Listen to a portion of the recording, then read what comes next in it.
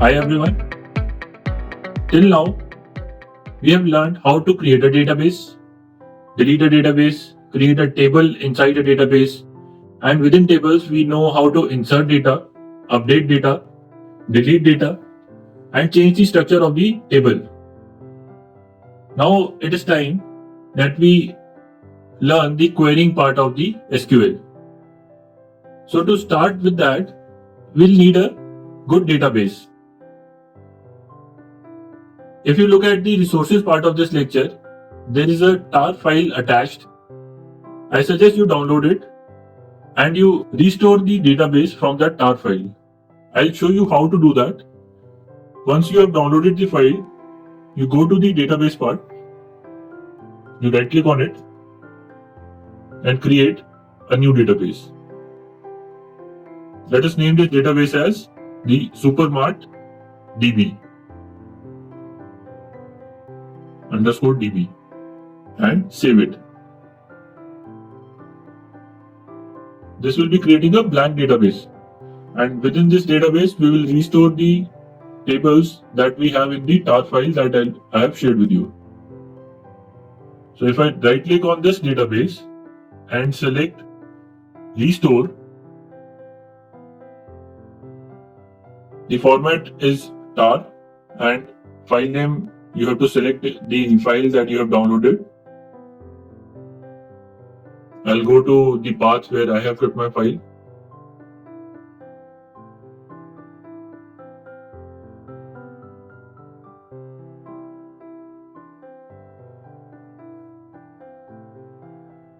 So remember that it is showing only backup format files. You will not be able to see the file that I have shared. You have to change this format to all files, and then you can see the tar file. Select this file and click on select, click on restore. It will take few seconds to restore the whole database.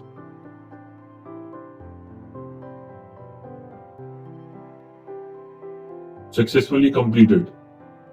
So if you open the database, you refresh the database first and you go to the schemas, public, and if you look at the tables, this database has 3 tables. One is the customer table, which contains customers data. To look at what is contained in this table, we'll open the query tool and then select star. You know this. So just select star from table name, which is customer, and run this query. So this is the data in customer table. It contains customer ID, customer name, segment, age, the country to which the customer belongs, city and state of customer's residence. After this, there are postal codes and the region to which customer belongs. Also, you can see the type of data that each column is containing. So age is an integer, whereas country is a variable character length and the postal code is a big int. If we do this for the product table, we will select star from product.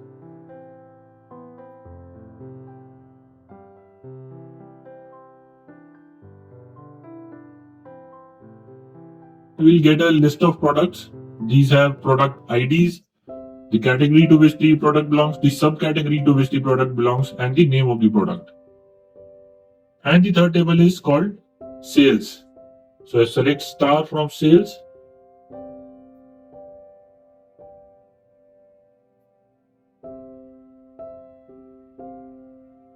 So let us run this select star from sales. So these are the sales orders. So order line is the first column, and then comes the order ID, order date, shipping mode, customer ID. So this is the ID of the customer who ordered this particular sales item.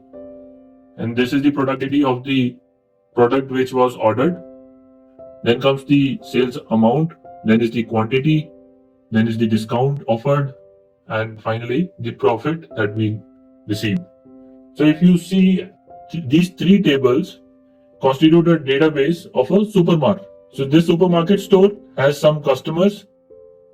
It is storing the data of the customers with itself.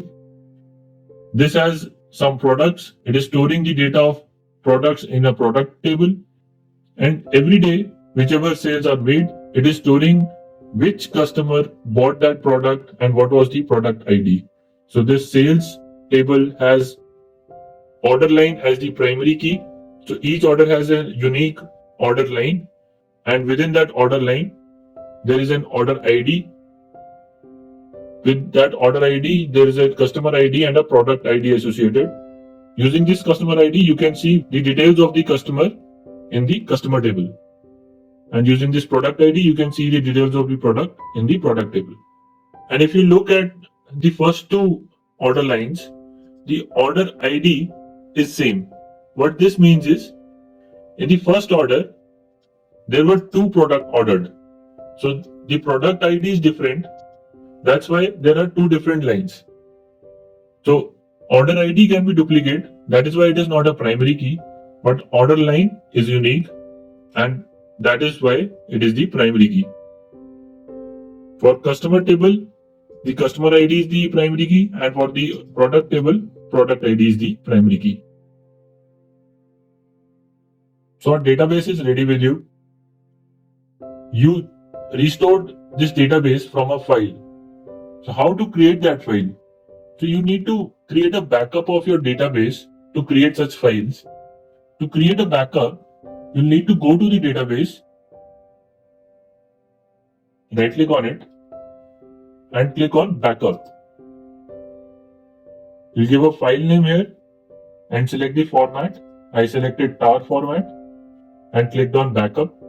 This gave me that file which I have shared with you in the resources. From now on, all the queries will be on this database. It is very important that you have these three tables with you, so that whenever we write, you can write with us and check that you get the same result. You learn how to create a backup and restore a database from the backup file. With the restored database, we'll be now practicing the query commands. We're going to cover some of the issues that students face while restoring a database. There are two main reasons of facing issue. The first reason is that the students do not create new database while restoring and try to restore a database within an older database. And the second reason occurs when Postgres team brings an update to the software or launches a new version of the software. So many times the newer version is unable to restore files created in the older version, or there are some other restoration issues with the newer version. For example, this is one of the issues which is usually seen in the 13th version of PostgreSQL. So if you see an error like this, that there is a location and at the end there is this file pg_restore.exe. This file is not found, and it says that we have to correct the binary path in the preferences dialog.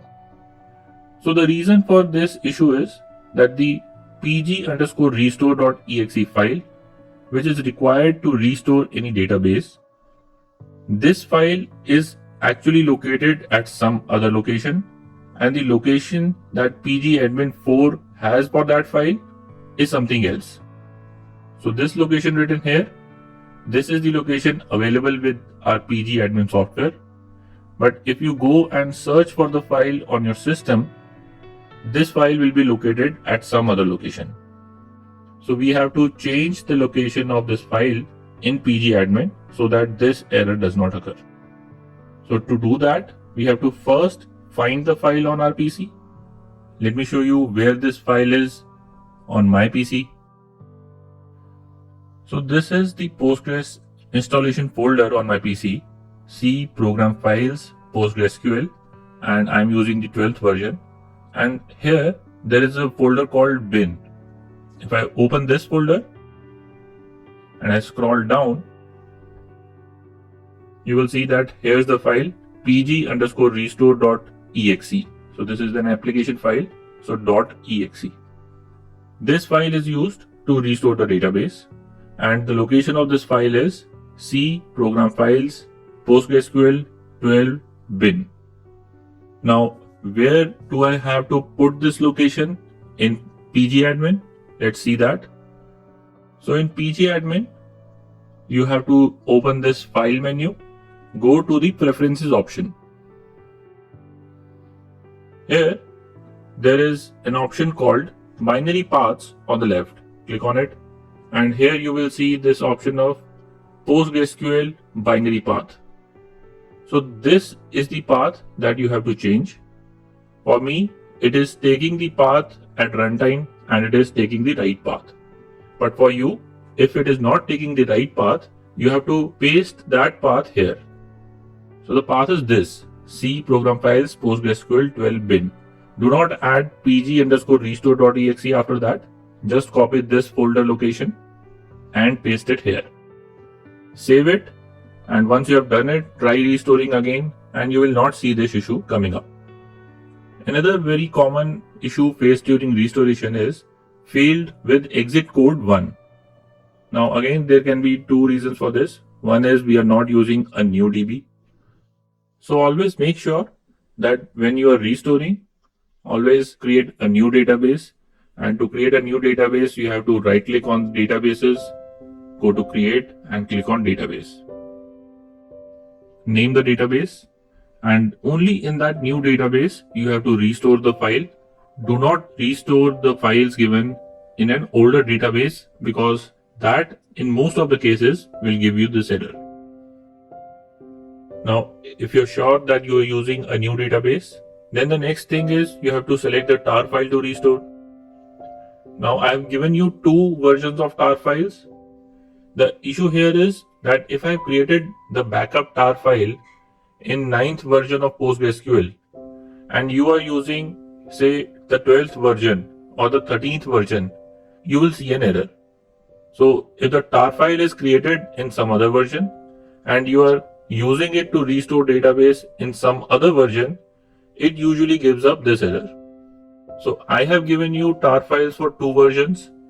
Try it out with both the tar files. If it still does not work out, I have given you another file which has the extension .backup. So this file also has the same dataset inside it, only that the format is not tar, the format is .backup. The process for selecting the backup file is also same. So you have to create a new database. So I've created this database with the name backup file. Here I'll right click on it, go to restore. Now in the file name, I'll have to go and select the backup file. So you can select the supermart_db.backup file and click on this select button. Click on restore and it will restore the same backup data from the .backup file. Now, if that backup file option also does not work for you, so in future, if in some version of SQL this .backup file also does not work out, there is another option of this .sql file. Try restoring the database using this .sql file. Apart from this, I have given you another option of restoring using a directory. So let me show you how restoration is done using a directory. So if you are restoring from a directory, let's create a new database from directory.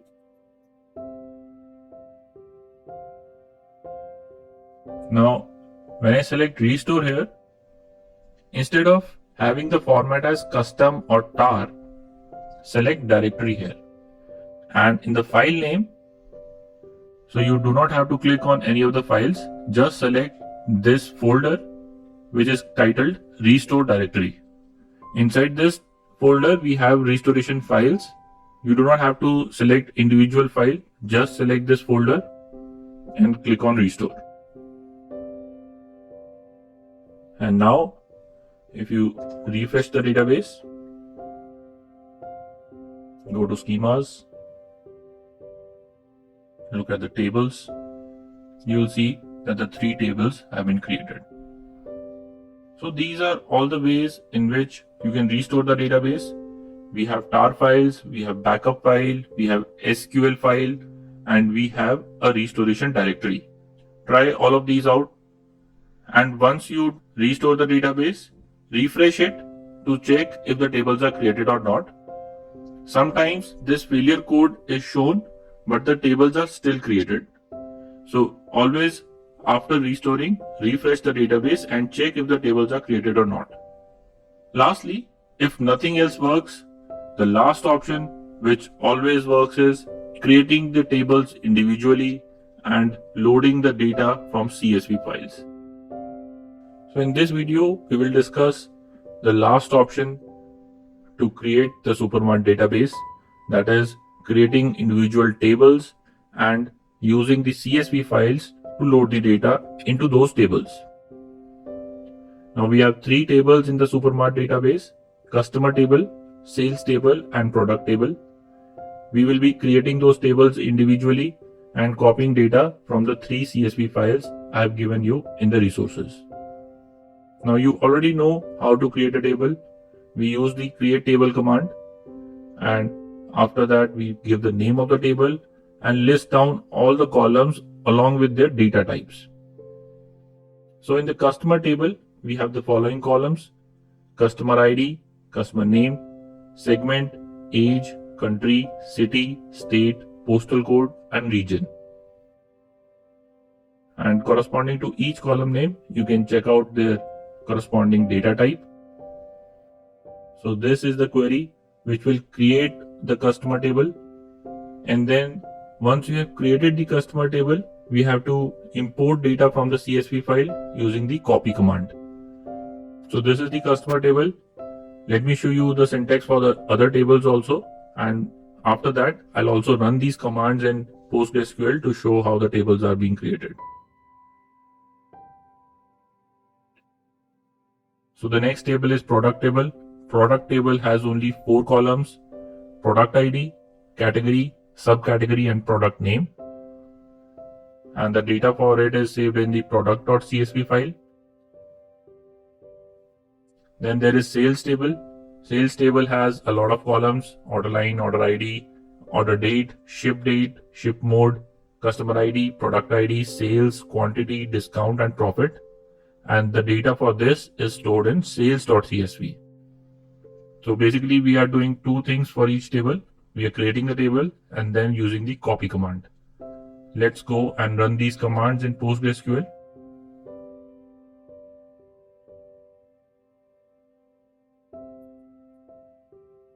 So I'm creating a new database called using CSV to showcase how we are creating the database using the CSV files.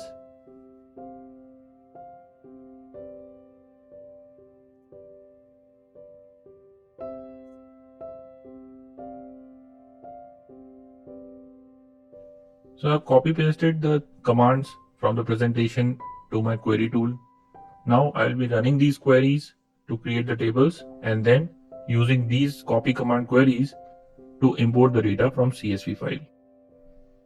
Note that the CSV files are put in the installation directory of PostgreSQL. So this was my installation directory.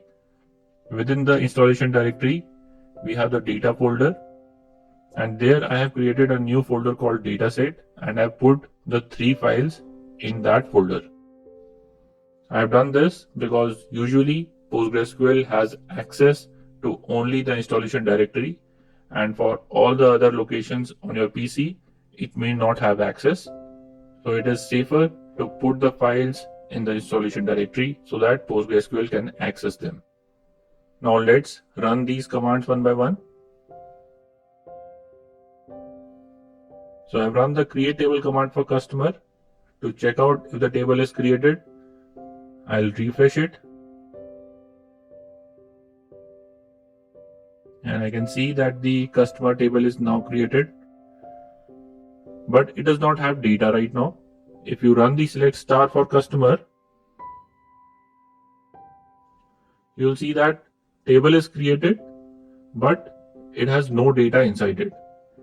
Also note that I have added this constraint of primary key for customer ID. If you do not specify a primary key, the table which is by default created is uneditable. So to control the table, we have to specify the primary key for that table. And for our customer table, the primary key is the customer ID. Similarly, I am creating the product table. It has product ID as primary key. Run it. Refresh the tables and you will see a product table here. Run the sales creation command. Refresh the tables and you will find the sales table also. Now I'm selecting the copy command and running it. You can see that the first copy command was successful. So this copy command was for the customer table. And now if I run this select star from customer, you can see that the customer table has the data. Similarly, we can run copy command for other tables to import data in all the other tables. So if nothing else works during restoration of database, the last option that we have is to create each table individually and import data into each table using CSV files or text files. So these files are also given in the resources. If nothing else is working, try this out.